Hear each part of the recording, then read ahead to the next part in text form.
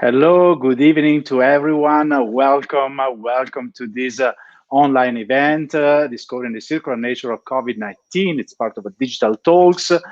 Tonight we have with us Ilaria Capua, the director of One Health Center of the University of Florida, in conversation with Dr. Reyes Tirado, the scientist at Greenpeace Science Unit, at the laboratories of the University of Exeter. Ilaria will be presenting her new book, Circular Health. It's available on the major online bookstore, Amazon, and whatever is your favorite online bookstore. You can order, of course, in English as well, and also for Italian listener, there is also the Italian edition available. The title of the book is Circular Health, Empowering the One Health Revolution. It's edited by Egea Editore. It was published initially last year and finally available in English as well this year. We'll be discovering this concept of circular health because today we have to look to our world, to our way of our well-being in a different way. We until today we probably isolated the issues in silos. We always haven't think about single problems. Well, as you will be discovering today, we have to look in a new systemic, holistic way in order how to solve the many issues we are dealing, not just the COVID-19, of course, but environmental issue, social issue. So I will actually leave the floor to Ilaria Capua to introduce and present her books. She will be using a PowerPoint presentation, and I leave the floor to Ilaria Capua. Thank you so much, please. Thank you. Thank you to Emanuele Bompan. Thank you to Reyes Tirado, who reached out to me a few months ago in the midst of the COVID-19, I would say, panic. And we had a discussion about what we can do and how we can work together for this to be a better place after COVID-19. And so thank you for being here, and thank you to Elastica for organizing this.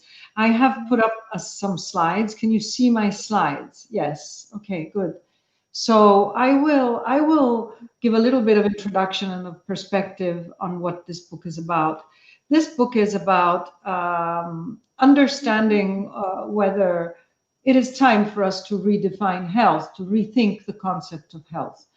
Because health has evolved as a concept over many, many years, thousands of years.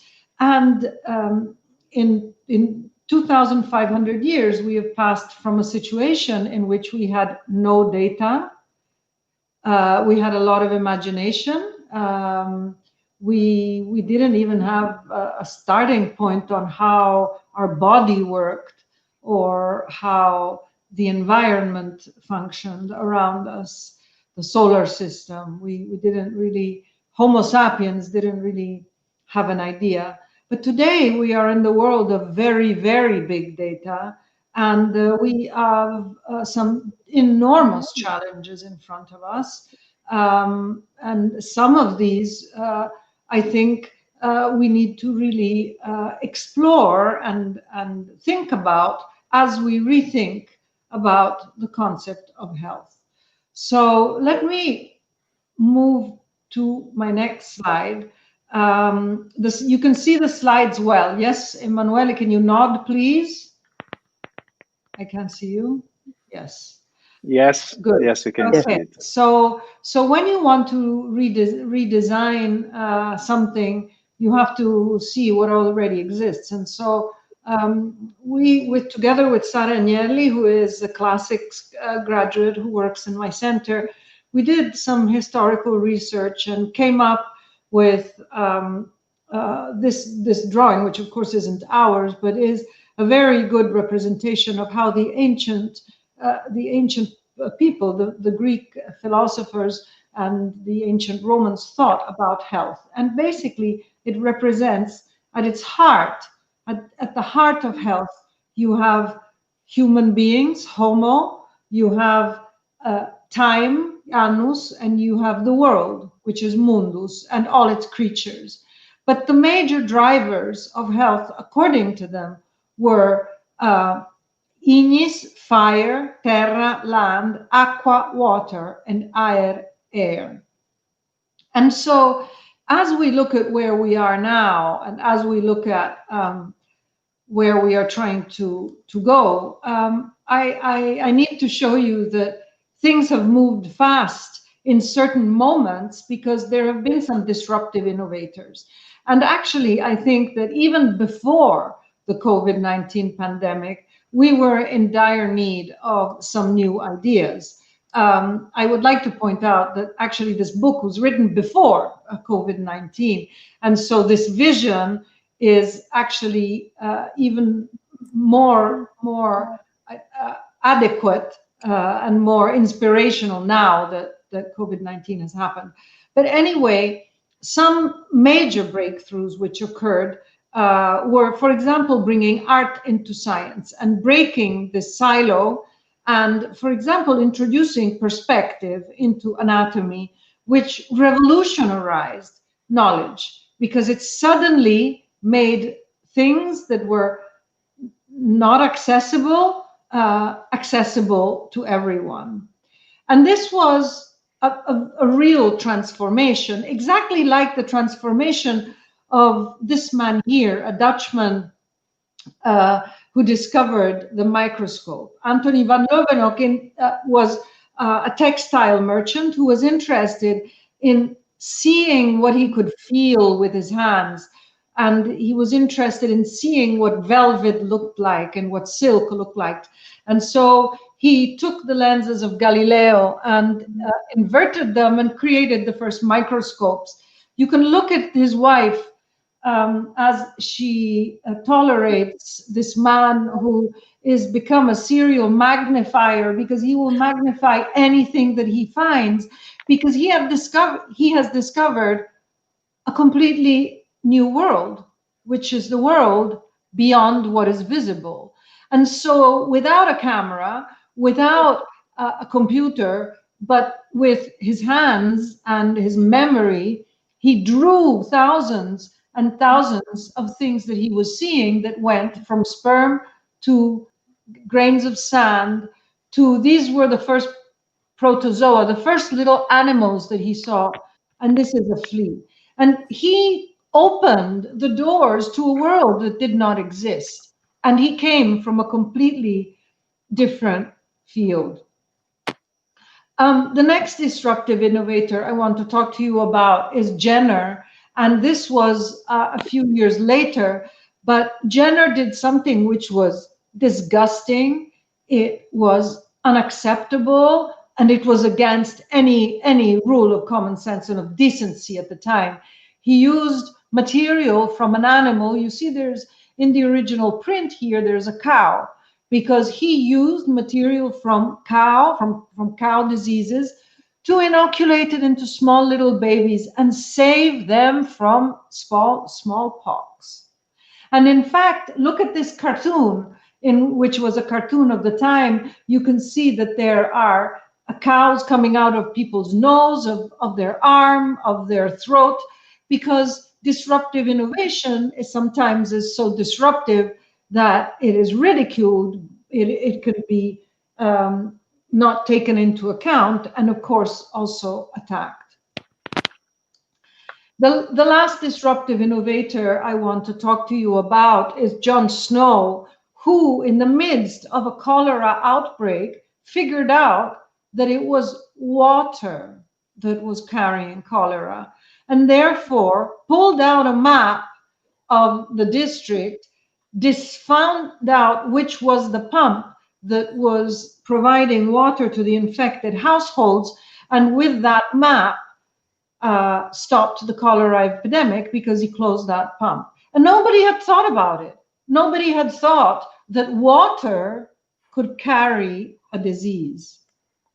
And this brings us back to where we were. We are now in the middle of a pandemic, which is happening. Okay, it is happening. We are measuring it. We are measuring everything of this pandemic, everything. And we have a very big challenge, I think, because this pandemic is highlighting that we are very dependent from what is happening to our animals, from what is happening to our soil, what is happening to our land, that we are very dependent from water and water supplies and what we are doing to our water supplies, but that we are also very dependent on air and on what we breathe, and because that is also part of who we are. And finally, we are dependent on fire, because fire is burning the planet, and heat is warming our planet, and we could be close to a point of non-return. And so I think that actually the big challenge that we have, and that the book talks about, is why don't we take all this data that we have, it exists, and we find an infrastructure to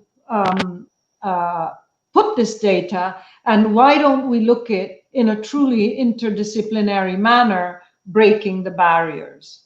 And this is, I think, a fantastic opportunity to rethink some pathways and basically to embrace really, truly and fully health as a system, to, let's say, co-advancing. This needs to be our objective. We need to co-advance the health of humans, animals, plants, and the environment, and follow the guidelines of the Sustainable Development Goals. And this brings me to my conclusive slides, which is, how can big data transform how we look at health? And it can certainly transform how we look at health significantly, but the first shift we need to make is we need to discuss and debate, and that is why I am very happy that Reyes Tirado is here and Emanuele Bompan is here, because until now, health has concerned one species inhabiting the planet, Homo sapiens. And actually, because Homo sapiens is interconnected and interdependent from the other species and from the environment, maybe we should start developing a circular approach by using all that data that we have and that is just there to be used. Couple of take-home messages on how circular health is fortified and can be applied following the COVID-19 crisis. Well, first of all, this is the moment to push and expand public health measures like washing your hands and influenza vaccination, because this can significantly impact health. We mentioned before that the pandemic has highlighted some fragilities, and we finally have an excuse, a real excuse to embrace sustainability. And at the UF One Health Center of Excellence, together with a group of very motivated researchers and scholars, we are working at a project around exploring new pathways for circular health. Thank you very much. Oops, no, this is what we're doing, but this is another story. So this is another part of the story. So thank you very much. Thank you, Ilaria. It was a very, very interesting introduction to the discussion. And I think 2020, which has been so far a terrible year, definitely has shown us the correlation between health, society, the environment, with direct and indirect correlation. And Dr. Reyes Tirado, you have seen, you have been analyzing this with Greenpeace for many years. You know that when there is a lack of health of nature, that always impacts the economy. It impacts the health of human beings. It impacts even their psychology. There are research out now that proves that a human being living outside the natural environment tend to have more psychological problems than the ones who live in a more natural environment. So what is your assessment of this correlation related with the general health of the planet that we know is not really in a good shape. Yeah. So let me first start by congratulating Ilaria on the book and on introducing this notion of circular health. I think it is really a great opportunity for us to think about the environment and life and human life, as she says, as totally dependent on nature, and how we can perhaps using this concept of circular health, bringing it all together. So for many years in Greenpeace and the wider environmental movement, really, we've been talking about the importance of protecting nature and protecting the climate on the planet for biodiversity and for keeping the climate in a safety net for humans. But we're of course now living a health crisis, and this is also a moment for thinking about how health is such an important element in keeping nature also intact and protected. It's about biodiversity, it's about climate, but it is also about avoiding devastating infectious diseases like COVID we're seeing that can have immense impact on public health and on economy, as we see. So in that sense, it is really important for us to see these connections between the nature, the natural world, and the protection of climate as an essential element in keeping public health. Going more into the details around particular examples, we can see how emerging diseases are often linked to this increased contact between wildlife, livestock, and people. And very often, this is due to changes in land use that provoke the destruction of these natural ecosystems. And we know, for example, that COVID-19 is a zoonotic disease. It's a disease that is transmitted to humans through animals. And we also know, science knows, that around 70% of emerging infectious diseases are zoonoses. So linked through getting to humans through animals and through this increased contact that often comes from the destruction of nature. We also know that for the last 80 years, about 50% of these zoonoses are associated to changes on agriculture. And of course, we know that also animal farming and the expansion of animal farming is linked to the global destruction of nature and ecosystems. And in the last 50 years or so, it's been studied that around 65% of global land use change and destruction of ecosystems is linked to this expansion. So as Ilaria was saying, what we do to our water, what we do to our air, what we do to our land is directly linked to the health of the planet and directly linked to the health of us humans in it. I want to maybe leave more space for the debate. This is a very wide topic, and yes, so. I just had a quick question. Yes. We haven't seen till this day health inside documents, international negotiation agreements that were connecting the environment and the health. If we take the Paris Agreement or the Biodiversity Agreement, there is no mention in it. Do you think it's time to really start to include this concept also at that level of discussion of the environmental issue? Well, if I can answer to that, I think that it's actually quite a paradox that health has not been included as one of the pillars of certain agreements.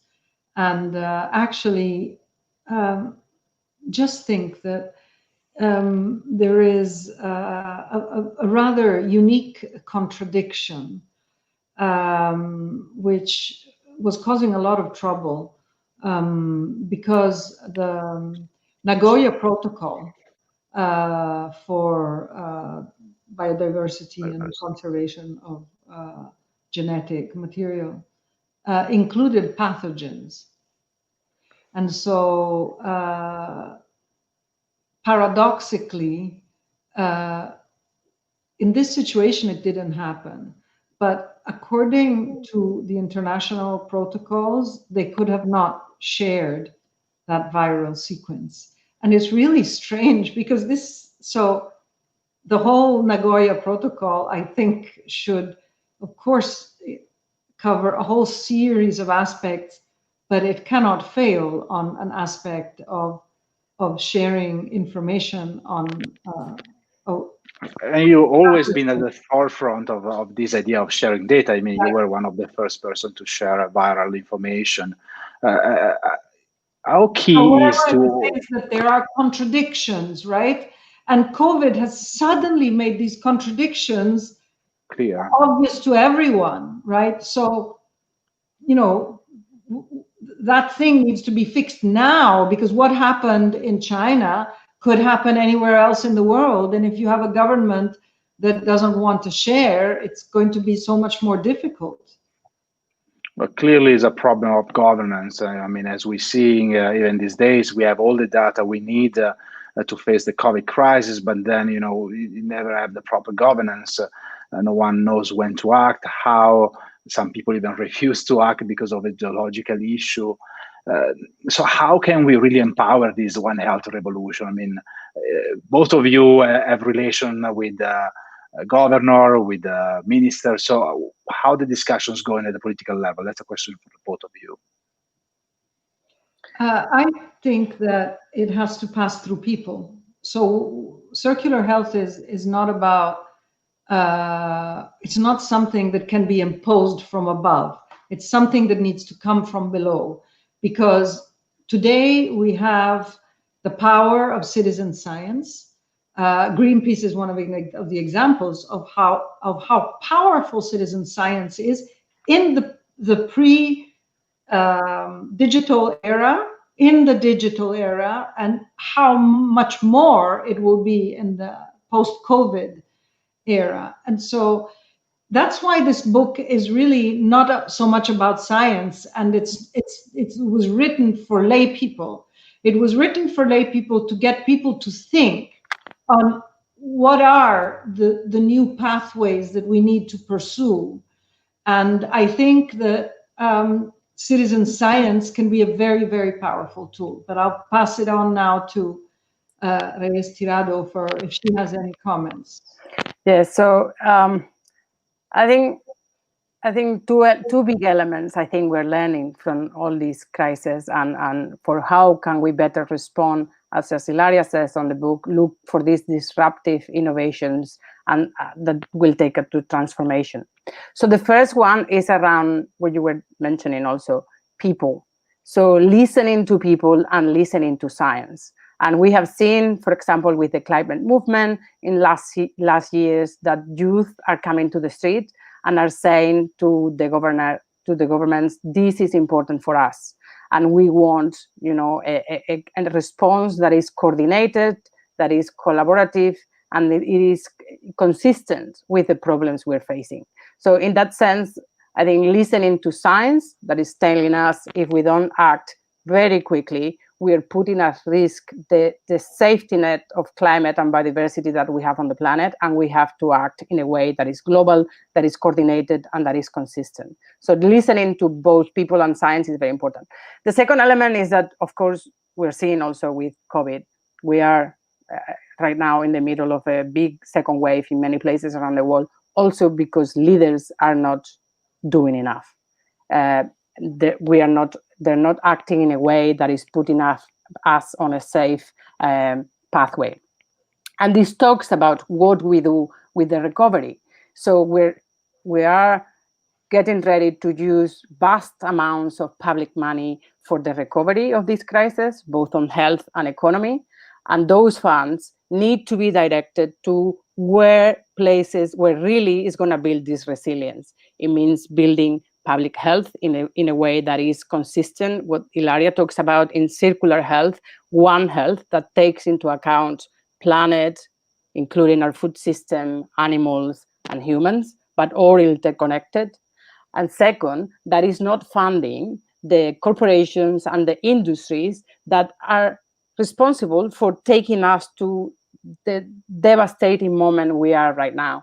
So we as people need to make those leaders accountable that this is not the response we want. We don't want those public funds to go to the culprits of these multiple phases, crises that we're facing at the moment. And we want that to really disrupt and transform the planet into a more green and just for us and for future generations. Yeah, absolutely. As a, I'm the editor in chief of a magazine that specializes on circular economy. So we have been discussing about this concept of, reusing, recycle, using less material, et cetera, et cetera. But I think it's important also that the economic sector starts to think as a circular economy, also as a circular health. Therefore, for every action, for every product, they need to measure the environmental impact and the health impact of these things. I mean, right now we have a lot of new legislation about chemical elements in material, about the impact of certain materials on people well-being or psychological well-being. And so I think if we really have to talk about this concept of circular economy, that of course is growing a lot. In Europe, we have to definitely include also this concept of circular health. At the end, Ilaria doesn't really like sometimes definition, and she's right, because we don't have to think, in boundaries. We have to really start to think in a more open way. Am I correct, Ilaria? No, you always been saying that we need to break silos. Yes, and this is one of the amusing things I find of working for many years at the interface between many disciplines. Is the questions that I get is like, but where are the boundaries of circular health? And I really don't understand why we should be still, when we're talking about concepts, we're talking about ideas, we're talking about new ways forward, why do we necessarily have to have some boundaries? Boundaries were boundaries of the past. Something which is circular is circular because it respects balance, and this is something that I think that we really have to regain as a society. So a general sense of balance and of reequilibrium. We need to remake the equilibrium that is natural. We need it to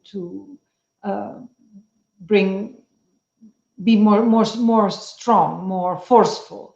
And I have to say that the COVID-19 has offered us a unique opportunity, which is that to see what happens if the world stops. So nobody wants the world to stop. Nobody wants the world to go bankrupt. And of course, we are all very worried about the economic ramifications of this catastrophe. However, during the lockdown and as certain activities were implemented, we have seen that in many parts of the world, nature is back. So nature is back actually after a couple of weeks. It's not that asleep, it's not, we have not passed the point of non-return. And so the silver lining that I see in this is that we can approach this circular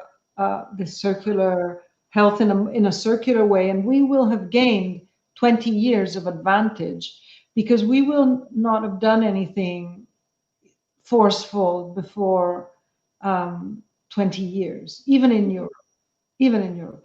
And Europe has a very, very, I think, key role, because on one side there is currently America first, and on the other side there is currently China, in which this whole pandemic emerged, and Europe actually, I think, has an important role even to take leadership on certain aspects.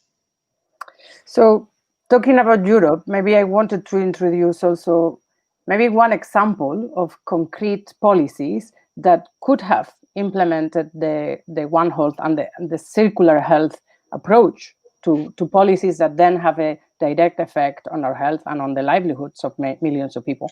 So the European Union has been debated last week about the common agriculture policy, and where these funds, which hold a very big part of the total European budget, around 40%, that is directed to an agriculture model that should support our health, on top of protecting environment, creating economic value, and so on. But you know, that policy is usually decided upon from agriculture players. So there is the first opportunity to bring in, and this happened in June, when for the first time it brought in the environmental committee to also have an influence and a decision over these agriculture policies. An opportunity would be to also bring in the health aspect to it. So what we grow in our agriculture lands, how we grow it, and then what we eat is, of course, an integral part of our health. So maybe also bringing in the health sector into those decisions and in those policy making would be crucial for our future health. But unluckily, unfortunately, last week, the EU Parliament had decided to continue with a common agriculture policy that is actually funding a lot of the sectors that are putting our health and environmental health at risk, including funding industrial factory farming. So this is something that we're calling upon from Greenpeace, and we're actually calling for, a start over, bring this CAP policy, this common agriculture policy down, and start over with an approach that is really circular, that will really include all those elements that are so crucial for our future and are so crucial for our health. Ilaria explains very well. Thank you, Dr. Reyes Tirado. We all know Europe as sometimes promises with give very interesting promises with a Green Deal, but then when it comes down to the votes, we know that it's not always the case. Also recently, now they are voting for the recovery fund, and now they're trying to include money and funds for the oil sector, which is definitely not the smartest things to do for a continent that's decided to go down a green pathway. Ilaria, I would like to, you live in the US, I would like to have your perspective from the US, how, we know now it's a complex presidency, but what's your take about what US can do to approach and to develop a circular health inside the government? Well, the US can do very much, as it always does when it decides to intervene on a policy issue. I think that the culture and the relationship, for example, with food, which is a very important component of circular health, is very different in the United States and in Europe, and actually in Asia, of course. But there is a very different relationship with food. And in Europe, I think that the sustainability efforts are much stronger than what they are just now in the United States. I think that we have a very important election coming up next week, which is going to influence many years to come. So, not just in the US as well. The election is going to be influenced by COVID. So COVID has had a natural event, and a natural, like a little ball of jelly, has gotten in the way of the US elections, apart from all the rest. Another we're pointing this out before, of course, food, but also the way we deal and treat animals. Of course, the COVID was the result of a spillover from wildlife to livestock and then to human. how urgent is actually to put this as one of the first action to approach with a circular perspective? If that's for both of you. Well, maybe I can talk about the wildlife spillover, and Reyes Tirado can speak about the farmed animals issue. So the spillover from wild animals to humans has happened very many times, and it always happens for the same reasons. And the reasons are that there's a lot of inequality around the world, and there are poor people that live in dirty, ugly, disgusting markets. And these markets are populated with animals that come from all over the place. And that is rule number one to make a disease explode. Get animals that come from different species and different parts of the country in one place. That is how pathogens circulate. And so certainly we are going to have to limit some practices, poaching, for example, and other things. I know that actually maybe Reyes Tirado knows there was an initial proposal by the Chinese authority to close live animal trade. But I don't think that went anywhere. But you know, there needs to be a consensus, and there needs to be international will to do this. So it really doesn't make a difference if only one country does it. We need to apply a more respectful approach to nature and to animals, in fact, to mitigate the risk. And by the way, I wanted to add that these things have happened for centuries and centuries. The real unfortunate circumstances which made COVID-19 explode were the fact that it happened in a large city, the fact that that large city had a very big airport, and the fact that there had been the Chinese New Year in those days. And so many millions of people flew out of the infected area. So it has really been a negative convergence on which tells us encroachment, hygiene, and let's say intercontinental transport. These are the three driving factors that have caused this. So then we can add mistrust with science and some people inability to manage. Made it worse. That made it worse. Yeah, I think Reyes wanted to add something. Yes. So just very quickly, and just outlining a couple of thoughts on this. So one is related to wildlife. And while we know there's a connection there, when we increase the connection and this contact between people and wildlife. And early on the pandemic, we from Greenpeace proposed that maybe this is one of those disruptive moments where we can propose, for example, a global ban on wildlife trade, knowing that this is one of the key elements on keeping the one whole health and human health, secure. Of course, doing this while respecting the rights of indigenous and local communities, many of whom depend on this, local trade of wildlife for livelihood. So while respecting those, but banning the international trade of wildlife that often is related to rich countries and rich societies.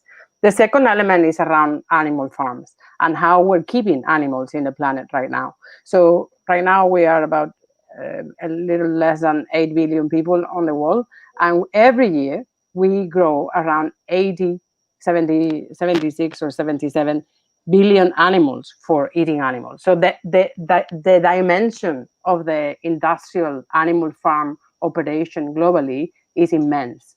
And of course, we also know that COVID is not related, or we don't know that it is related to farm animals, although we've seen also how it can infect mink farms that are kept for and those.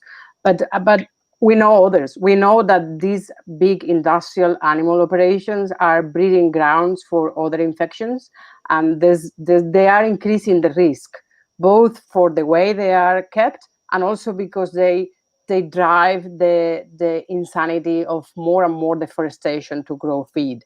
So in that sense, this is also another disruptive moment where we can reconsider what do we do about animal farming. Can we go to a system that is really about much less meat, but better meat? Meat that is produced in a way that is more respectful of environment, of climate, and also rural communities. You know, in Europe and in Spain, for the last 10 years, we have seen how there's a very big increase in factory farm. At the same time, there is a very big decrease in extensive livestock producing. So we are really damaging rural communities and at the same time increasing animal farming in an industrial way, in a very big way. So is this also an opportunity, one of these transformation moments where we can shape a food system that is really securing our health, both on how we produce food and the food we produce to eat? Yeah, thank you.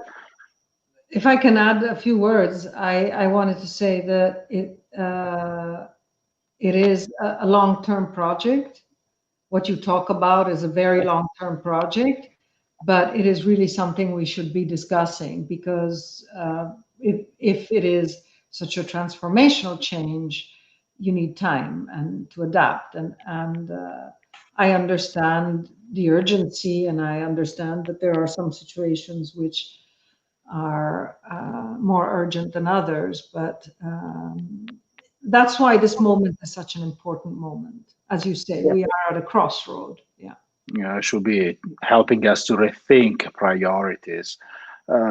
Ilaria Capua, I want to point out another health issue actually that is getting worrisome, getting more and more worrying. Antimicrobial resistance, which is a growing threat. Not many people are aware of it, but it's becoming all over the world, and it's becoming a serious health issue with a lot of people that are becoming resistant to certain bugs. So what is it exactly? So you can maybe explain to people who don't know what antimicrobial resistance is, and what is the scope of it, and what can be actually do concretely to try to control it and stop it. Yeah, so antimicrobial resistance is the typical One Health issues that has multiple perspectives, and basically it is a characteristic that some bacteria, let's say, some pathogens develop, and they become resistant to antibiotics, and therefore any treatment that is done to a patient, be it human or animal or plant, with bacteria can be treated with antibiotics. The problem is that if you use too many antibiotics, the bacteria get smart and they metabolize the molecule. And this actually, Alexander Fleming, who is the discoverer of penicillin and who was awarded the Nobel Prize for it, when he gave his speech, he said you should not abuse of antibiotics, because educated bacteria, can learn to defend themselves, and then it will be a real problem. So we knew that this was going to happen from day one. Let's say extensive use of antibiotics in various populations, and I just, I'm European and you are based in Europe, and in Europe, for example, you can't spray plants with antibiotic. Here in the United States, you can. And so that opens a completely new file on antimicrobial resistance in soil, in water, the microbiome of the tree itself. And so we should, with all the data we have, with all the measuring that we are doing all the time, if we could understand truly how much the use of antibiotics in farm animals impacts a number of cases in humans, in hospitals, but also how is COVID-19 affecting antimicrobial resistance? Because if everybody's washing her hands or his hands 5 times a day, this is inevitably going to reduce the number of infections, because if you keep your hands clean, infections go down.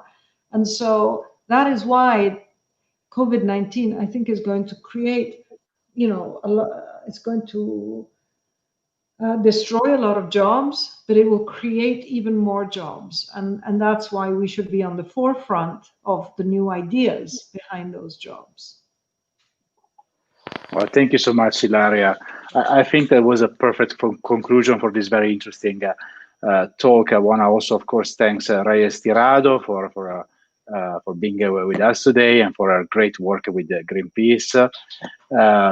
I encourage everyone who's watching us to read Ilaria's book. Again, Circular Health can be found on the internet, on the best bookstore. It's available in English and as well in Italian for the Italians are actually looking at us. Again, myself, it's Emanuele Bompan. I am really grateful for being a moderator of this chat. And of course, I wish to Ilaria and to Reyes a great evening, and to all of you that are watching us tonight. Thank you, good evening, and good day to everyone. I wanted to say thank you to the technicians and to Elastica. I mean, like, this for us is like, okay, we switch on, tac, tac, and it happens. And we're even, you know, nervous, irritated if it doesn't happen like this. But this happens because of the work of many people who are actually working really hard, because everybody needs them. So thank you to the platform, Elastica. Thank you for the technical staff. And of course, thank you to Reyes Tirado, to Emanuele Bompan for this lovely interaction. Thank you very much. Thank you all of you, and solidarity on these hard times also to everyone. To everyone. Yeah. Bye-bye. Bye. Bye. Bye. Bye.